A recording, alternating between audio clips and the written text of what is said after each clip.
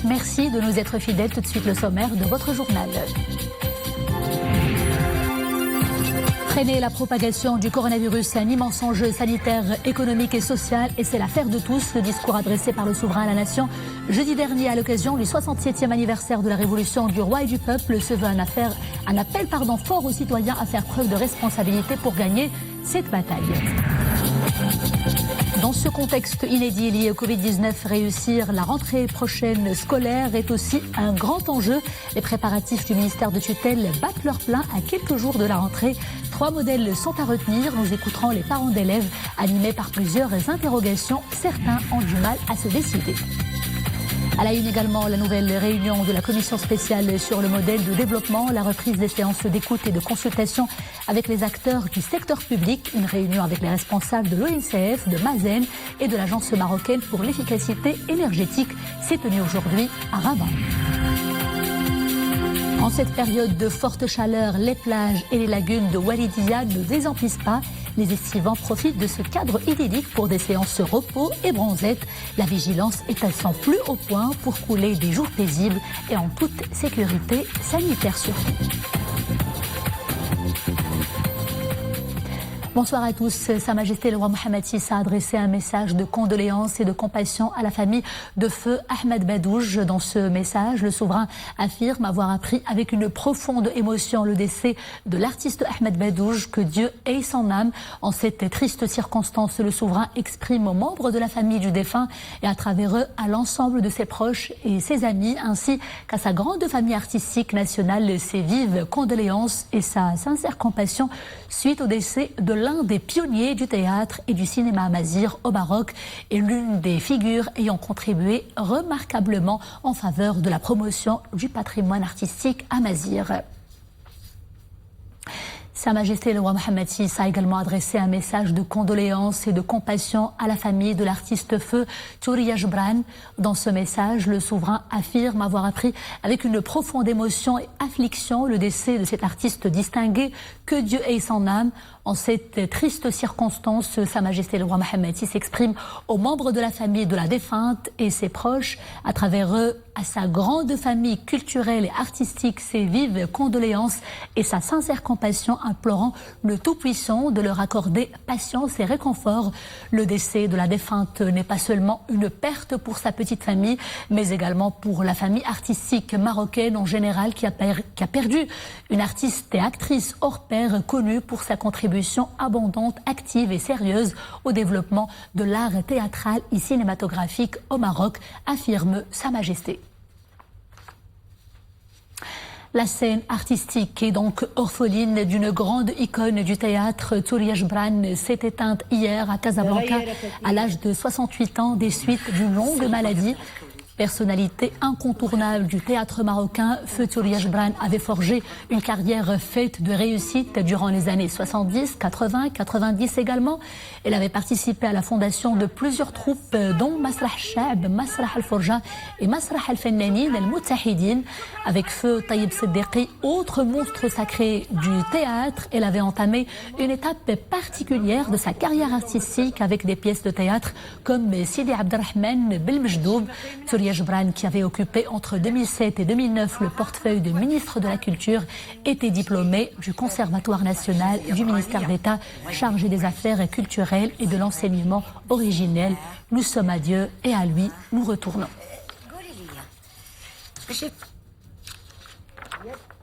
Pour freiner la propagation du coronavirus, le discours adressé par Sa Majesté le roi Mohammed VI à la nation jeudi dernier à l'occasion du 67e anniversaire de la révolution du roi et du peuple se veut un appel aux citoyens à faire preuve de civisme, de patriotisme, de responsabilité et de solidarité.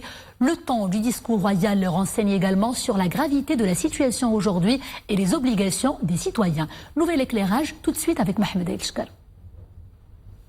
Tout dans le discours royal du 20 août est marqué du sceau du réalisme, de la franchise et de l'urgence. À l'heure où l'évolution de l'épidémie du Covid-19 pèse lourdement sur le système de santé au Maroc, Sa Majesté le roi Mohammed VI en appelle au sens du civisme et à la responsabilité de tout un chacun pour gagner le combat contre le virus invisible. Le discours royal interpelle largement les citoyens. éveille les consciences et encadre les forces vives de la société pour un nouveau sursaut dans la lutte contre la pandémie. Sa Majesté le Roi rappelle qu'à défaut d'un respect rigoureux et responsable des consignes sanitaires, le nombre de contaminations et de décès ira crescendo, une tendance que le Maroc n'est pas en mesure de supporter, tant sur le plan médical qu'économique. C'est là un appel royal direct et franc pour davantage de vigilance et une plus grande discipline. En ces temps de crise sanitaire, le combat n'est pas exclusivement celui des autorités publiques. La nation a besoin d'un engagement résolu de ses forces vives, dans un élan collectif de sensibilisation et d'encadrement, surtout à un moment où d'aucuns continuent de minimiser l'ampleur des maux que fait planer la maladie, avec tous les dangers qui en découlent sur la santé des individus et des familles, mais aussi sur l'économie. Le discours royal tire la sonnette d'alarme en direction de tous ceux qui, aujourd'hui encore, persistent à ignorer les mesures de prévention édictées par les pouvoirs publics. Il est un appel à tous pour s'inscrire d'urgence dans l'élan de solidarité et de mobilisation globale. Faisons à présent le point sur l'évolution de l'épidémie du Covid-19 dans notre pays. 35 nouveaux décès, 1276 nouveaux cas d'infection et 815 nouvelles guérisons au cours des dernières 24 heures. Le nombre de patients actifs se chiffre à 15 280 répartis sur l'ensemble des régions du Royaume. Les cas graves ou critiques hospitalisés dans les différentes unités de réanimation et de soins intensifs sont quant à eux au nombre de 171. Bref, des indicateurs malheureusement toujours dans le rouge.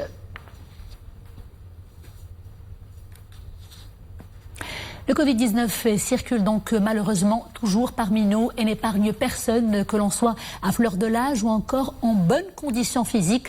13 joueurs et membres du staff du FUS de Rabat ont été testés positifs au coronavirus. Annonce faite aujourd'hui par le club dans un communiqué. Il s'agit de 10 joueurs et de 3 membres du staff technique. Et à cause justement du Covid-19 que d'autres joueurs locaux ont attrapé, c'est tout le calendrier de la botola professionnelle qui a été chamboulé avec le report de plusieurs matchs très importants, dont le derby casablancais et la rencontre prévue entre la Renaissance de Berkane et les Phares de Rabat. Et à l'heure où le Covid-19 ne cesse de se propager et d'emporter des vies, la vigilance s'impose encore et encore. Le port du masque est l'un des gestes barrières les plus indispensables pour casser la chaîne des contaminations. Un geste qui fait désormais partie de nos habitudes incontournables au quotidien. À Rabat, le reportage de Medish Taïbi et Mounia Marouche. Devant ce bureau de la CNSS de Rabat, une file d'attente où des citoyens portant leur masque semblent bien respecter le carré qui leur est dédié. Des comportements qui témoignent d'une nette évolution de la prise de conscience quant à la gravité de la pandémie. Je suis venue déposer mon dossier à la CNSS. Je constate que les gens respectent la distanciation physique et se désinfectent les mains. C'est un bon signe. Devant cette crise sanitaire inédite, nous sommes appelés à porter nos masques, à prévoir 1 mètre de distance vis-à-vis des autres, si nous voulons en finir avec la propagation de ce fléau. Pas loin de là, sur cette avenue très fréquentée de Rabat, ce sont les mêmes images qui rassurent. Des visages tous masqués. L'air bâti semble déterminé à lutter coûte que coûte contre la propagation du Covid-19. Je n'ai pas mis les pieds dehors depuis le début du confinement. Là, je commence à peine à sortir, mais sans baisser la garde. Je prends tout le temps mes précautions sanitaires, car le virus est toujours parmi nous et il faut nous en protéger. Nous menons notre vie normalement tout en appliquant les gestes barrières, notamment dans les lieux publics. Si nous prenons nos précautions, nous n'avons rien à craindre.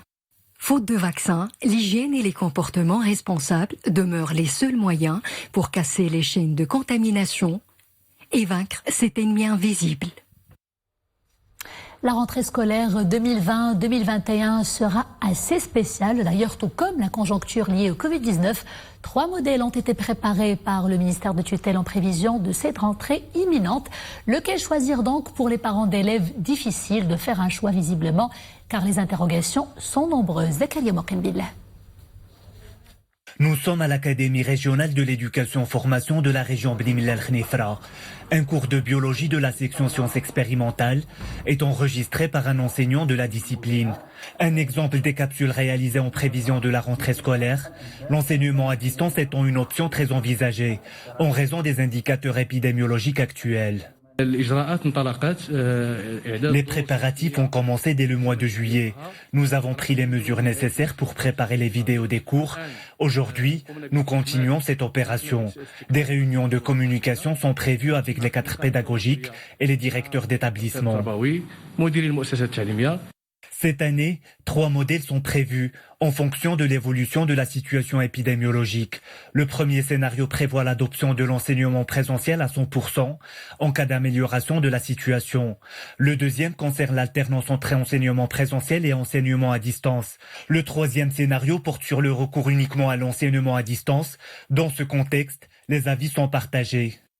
En tant que parent d'élèves, je préfère que mes enfants bénéficient de l'enseignement à distance. La situation épidémiologique n'est pas du tout rassurante.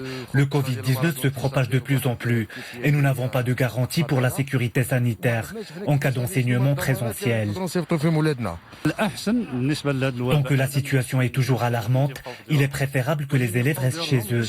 L'expérience de l'enseignement à distance de l'année dernière a montré qu'il y a eu des disparités dans l'apprentissage. Tous les élèves devraient pouvoir bénéficier des équipements nécessaires. Je suis plutôt favorable à l'enseignement présentiel parce que l'élève assimile mieux les cours. Dans le cas de l'enseignement à distance, la communication entre l'enseignant et l'élève est plus difficile. En milieu rural, la rentrée scolaire laisse parents et élèves tout aussi indécis. Entre enseignement présentiel ou à distance, difficile de choisir. Les cours à distance ne sont pas pratiques pour tous. Nous habitons dans des zones montagneuses et tout le monde ne sait pas utiliser les appareils électroniques ou dispose de connexions de qualité. Nous appelons le ministère de tutelle à trouver des solutions aux gens qui vivent en milieu rural. En plus, il y a le problème de transport pour rejoindre les classes. Dès le 1er septembre, les parents d'élèves désireux d'accéder à l'enseignement présentiel dans les établissements publics et privés au titre de l'année scolaire 2020-2021 sont invités à remplir un formulaire dédié à cet effet. Et pour en parler plus longuement, avec nous en direct par Skype de Fès, Monsieur Mohsin Zouak. Monsieur Zouak, bonsoir. Vous êtes directeur de l'Académie régionale de la région Fès-Meknès. D'abord, où en êtes-vous concernant les préparatifs? Je parle notamment des effectifs par salle de classe pour ceux qui vont opter éventuellement pour l'enseignement en présentiel. Écoutez, nous sommes dans la région Fès-Meknès, et comme c'est le cas probablement dans l'ensemble des académies nationales, on est tout à fait prêts. Le travail d'organisation, des prévisions, de l'évolution de la situation épidémiologique n'a pas cessé, on n'a pas arrêté de travailler. Et là, nous sommes prêts. Nous sommes prêts à l'ensemble des 3 scénarios que vous avez évoqués à l'instant, à savoir une situation, on va dire, sanitaire inquiétante, une situation intermédiaire où nous allons avoir recours à l'alternance, donc classe, enseignement à distance, et puis une 3e situation où tout va bien, et dans ce cas-là, ça sera le retour à des classes, à une organisation normale. Ce qu'il faudrait savoir, que la stratégie établie par notre ministère cette année, c'est une stratégie qui est basée sur une agilité, une flexibilité qui permet le basculement et le passage d'une situation à une autre, d'accord? Et c'est des solutions locales en fonction de la situation épidémiologique locale. Donc les parents vont pouvoir effectivement choisir le modèle, sachant que le modèle adopté, ou le modèle officiel est adopté et qui sera généralisé, c'est l'enseignement à distance aujourd'hui pour cette période de démarrage d'année scolaire. Vu les conditions épidémiologiques que vous avez évoquées, qui sont plutôt inquiétantes. Cependant, la possibilité de basculer ou d'utiliser plutôt un enseignement à distance est possible bien sûr en garantissant la sécurité des élèves et des corps enseignants et administratifs. Donc, à savoir, il faut assurer la distanciation physique et bien sûr l'ensemble des gestes barrières et conditions de vie en commun dans le cadre d'une situation épidémiologique plutôt inquiétante. Et si l'on revient au scénario, le premier scénario que j'avais évoqué, celui du présentiel, avez-vous déjà reçu par exemple des demandes pour ce modèle ou alors même pour l'autre, pour l'enseignement à distance? Est-ce que des demandes ont déjà été formulées par les parents d'élèves jusqu'ici? En fait, nous avons au niveau national décidé que les demandes soient fournies. Les parents s'expriment sur la période du 1er au 3 septembre. Donc officiellement, cette possibilité de déposer l'avis ne sera ouverte que pour le 3, que entre le 1er et le 3 septembre. C'est une simple demande qui peut être faite soit d'une manière numérique à distance, soit par un simple formulaire qui est mis à disposition où les parents juste décrivent leur désir et ce sera à l'établissement d'établir les conditions pour réaliser bien sûr ce désir-là en fonction de l'avis de l'autorité sanitaire et des autorités territoriales. Alors, si l'on retient le modèle de l'enseignement en présentiel, qu'est-ce qui est prévu, par exemple, pour la récréation? Un moment, nous savons tous, très important, surtout pour les plus petits, qui ne sont pas forcément conscients du danger qui pèse sérieusement. Comment vous comptez vous y prendre pour veiller au respect de la distanciation physique pendant le moment de la récréation? Tout à fait. Comme vous le savez, nous gérons des élèves dont l'âge peut varier du préscolaire de 5 ans jusqu'à 10 ans, on va dire, en terminale. Donc effectivement, si la sensibilisation des élèves, des professeurs et des cadres administratifs peut suffire dans certaines conditions, dans d'autres conditions, il faut carrément aller à des barrières physiques, à une organisation de l'espace, à une organisation de la circulation dans ces espaces-là, à des ajustements des emplois du temps, à des ajustements des heures d'entrée et de sortie. Et c'est l'ensemble de ces dispositifs-là qui vont nous permettre effectivement d'assurer un enseignement présentiel lorsque ces conditions le permettent et il existe. Parce que ça va être le point majeur où les académies vont autoriser ou pas donc le passage à cet enseignement en présentiel. Monsieur Zouak, intéressons-nous à présent à ceux qui vont éventuellement opter pour une scolarité à distance. Comment les choses vont-elles se passer, surtout pour les contrôles continus, par exemple? Tout à fait. Donc là, en fait, l'enseignement à distance, nous allons mettre en place tout un système qui est en continuité avec l'expérience que nous avons eue l'année dernière, mais vu le Covid, ne sont pas les mêmes. Évidemment, l'enseignement qui sera offert sera forcément de meilleure qualité parce qu'on va profiter de toutes les erreurs et les imperfections que le système a dû gérer dans des conditions d'imprévision, qui était le cas l'année dernière. Donc cette année-là, donc l'arsenal est le même avec une meilleure production parce que la production n'a pas cessé. Toutes les équipes, et là c'est une occasion pour remercier l'ensemble des inspecteurs et des enseignants qui ont travaillé pendant juillet et août pour produire des cours à distance, des capsules qu'on peut utiliser et qui sont de meilleure qualité parce qu'on a pris la peine de cadrer techniquement l'ensemble de cette production-là. Mais l'enseignement à distance, bien sûr, ce n'est pas uniquement à travers les médias télévisés. Donc, bien sûr, on a les plateformes Télémétis, mais on a aussi les classes virtuelles. Nous comptons beaucoup mettre le paquet cette année sur de l'enseignement interactif. Effectivement, ça ne va pas toucher 100% de nos élèves. On est conscient des difficultés qu'on peut avoir dans le milieu rural et dans certains quartiers dont le citoyen n'a pas forcément ces moyens-là. Mais c'est la combinaison de l'ensemble des solutions qui va nous permettre d'améliorer le taux global de l'accès à l'enseignement à distance, tout en sachant qu'aucune de ces méthodes-là n'est suffisante en elle-même. Ça, les professionnels vous le diront. C'est l'ensemble de ces conditions-là. Très bien, Monsieur Zouak. Parfait, nous avons une petite contrainte par rapport au temps. Merci Monsieur Zouak de cet éclairage. Je rappelle que vous êtes le directeur de l'Académie régionale de la région Fès-Meknès. Merci.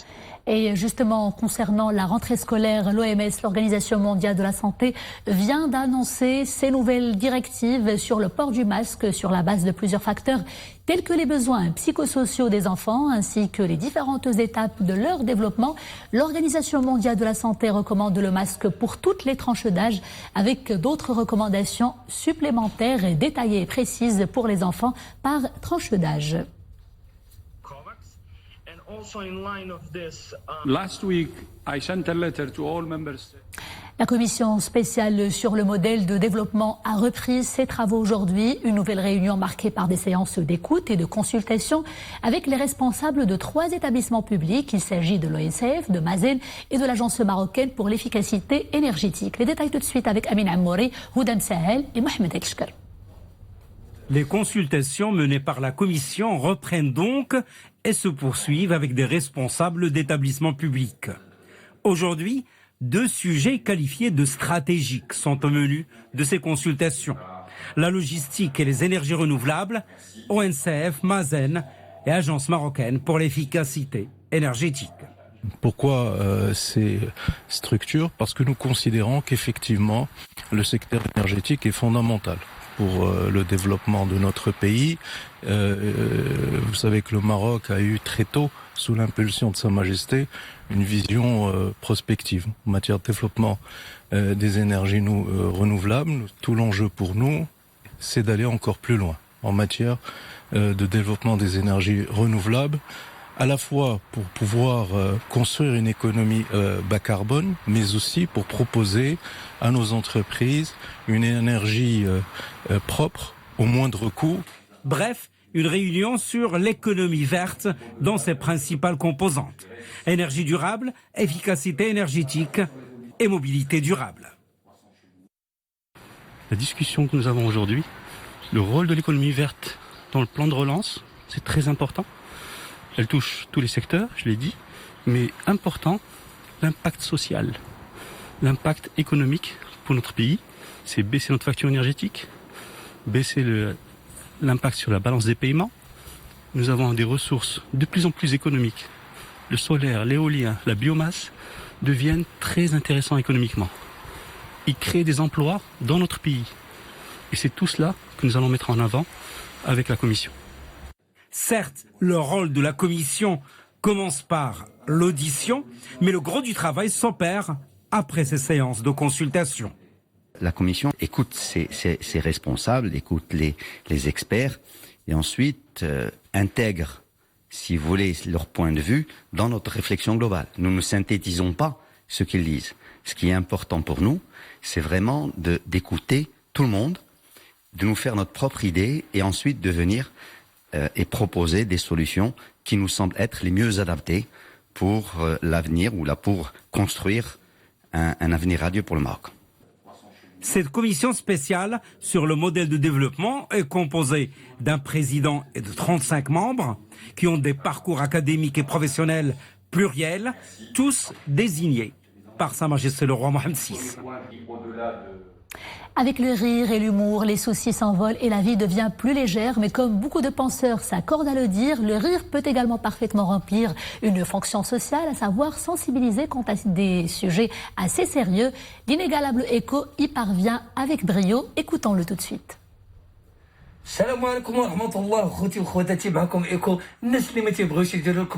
À tous ceux qui ne portent pas le masque, s'il vous plaît, nous ne parviendrons pas à vaincre le virus sans vous. Adoptez le masque comme si c'était votre pantalon préféré ou votre chemise. Vous ne pouvez pas sortir sans les porter. Et l'humoriste de nous en faire une poésie zajal.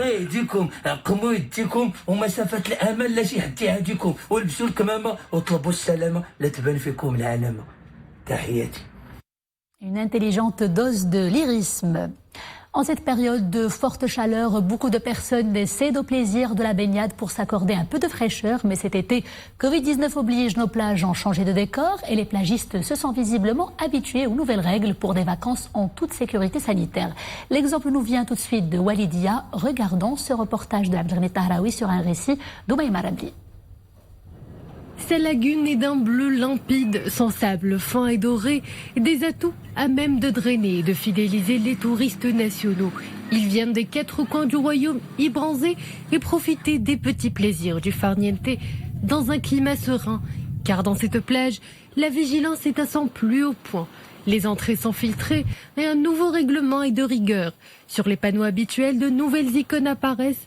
À droite, le port obligatoire du masque et juste à côté, la distanciation physique, entre autres. C'est ma première fois à la plage d'Oualidia. Tout le monde respecte les directives des agents de l'autorité.